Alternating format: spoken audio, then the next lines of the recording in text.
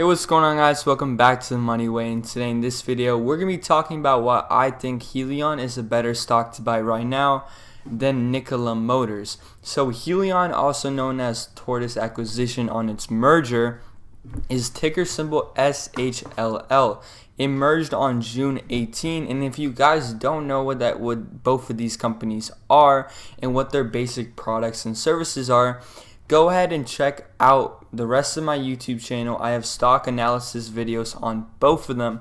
So if you guys want to find out, what their products are, what their services, I go deep into their website and I kind of explain all the different services that they provide.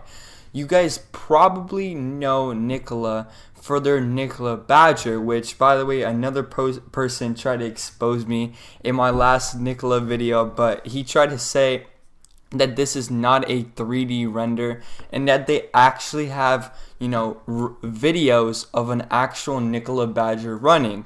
But I don't know if he's dumb enough. What's but up, if you world? go ahead and you look at their actual video that they post, I pray to God that he didn't think that this was an actual video, an actual photo. But yeah, nice try, buddy. You almost got me, but let's go ahead and look at if you thought this was an actual photo, I mean, just look at the lights. They're perfect. That weather is also kind of sets the tone for the photo. This is a complete render. I mean, just look at the way the light hits the mirror. This is not a real photo. Look at the glare on this. I mean, yeah, guys. These aren't for the Nikola Badger. For this truck, on the other hand, this is an actual photo. They have an actual prototype that you can go ahead and you can actually see how it runs, and they have videos of it driving on the highway too. This is an actual photo too. But on the other hand, they do not have any actual prototypes of the Nikola Badger, the truck that everyone is always obsessing about right now. Everyone's trying to get the Nikola Badger, and I even have a couple friends of mine who are setting pre-orders into getting this truck for themselves. So right now you have to place $250 for a deposit, which is fully refundable until about November.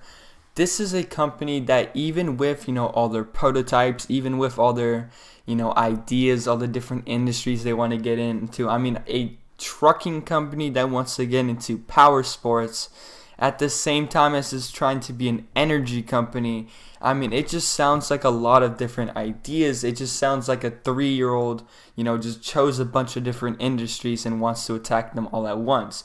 When it comes to business and when it comes to the overall vehicle industry, you have to focus on one thing and get it done right and at least get some revenue. I can't obsess over this enough, but this company has $0 in revenue. How is this supposed to, have a $17.63 billion market cap? But when you compare it to something like Hyliion, which has a $657 million market cap, this one has actual orders. I believe they got, if I'm not mistaken this with Workhorse, but they got over 1,000 pre-orders on their, their hybrid powertrains, which, when you got it, just to explain the service again, so basically you bring your used or your new, whatever it may be. Let's say you're a logistics company or you're just a business owner that needs to move a lot of material at once. So you bring one of these Class 8 diesel trucks and you bring it to one of their facilities and they deck it out, they retrofit it in these hybrid machinery, all these green parts that you see. This adds on to not only the color scheme, which I think is very, very cool, but the overall functionability as a hybrid, energy solution. And not only that, their new ERX powertrain, which a lot of people are obsessing about right now in the stock world, in the YouTube world, has a net negative carbon emissions.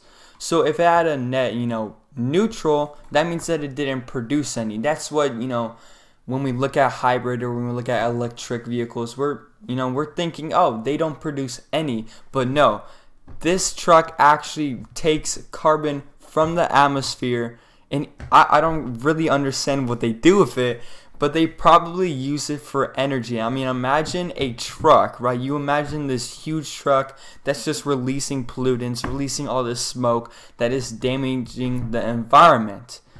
But then you get this, idea of a net negative carbon emissions, and it's like a moving solar panel. I mean, it is taking away it's like a moving plant, in other words.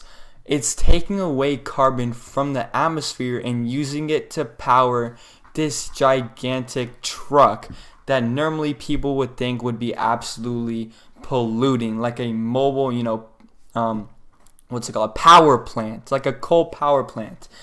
But when you compare it to something like Nikola, on the other hand, that claims that they can provide, electric fuel cell powered trucks with zero revenue and not even an actual prototype, when we're just 5 months out from release date, I mean, these are a lot of, news that we can't really believe, especially with this newer company that doesn't even have a prototype.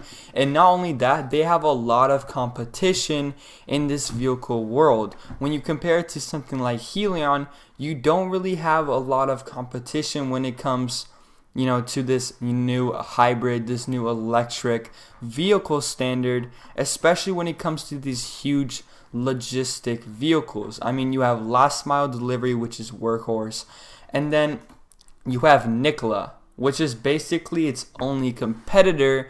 And right now, Hyliion is already getting into the scheme of things, taking pre-orders, and is about to release its actual products that are not only going to help companies environmentally, but they're going to help them economically. I've talked about this many times in my videos, and a main reason why people buy these electric vehicles, these hybrid vehicles, whatever it may be, fuel cells, whatever it may be, is because energy costs less for an electric vehicle. So let's say you use a Blink charger. If you have a Tesla, you use a Tesla charger, whatever it may be.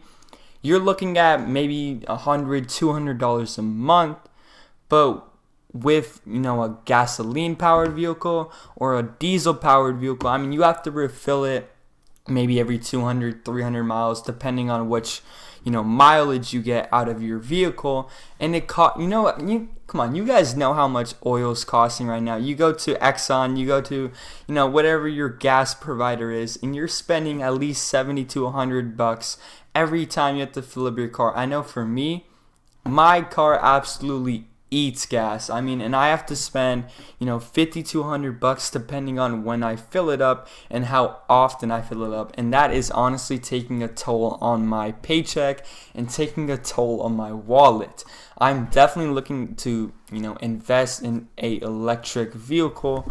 A lot of the YouTubers are getting these Teslas, but right now I'm not even getting paid by YouTube. But maybe one day I'll have a video where I unbox a Tesla, and thank you guys so much for your support. I know a lot of you guys are supporting me down in the comments section below, but if you guys really want to help, and thank you guys so much for watching this. You guys are now free to leave, but if you want to stay, you're my true fans, and if you truly like my content, go ahead and like, subscribe, and hit the notification bell so you don't miss my next video. And not only that, let me know what you guys think about these companies down in the comment section below, and which one you think is the best. Thank you guys so much for watching, and have a great day.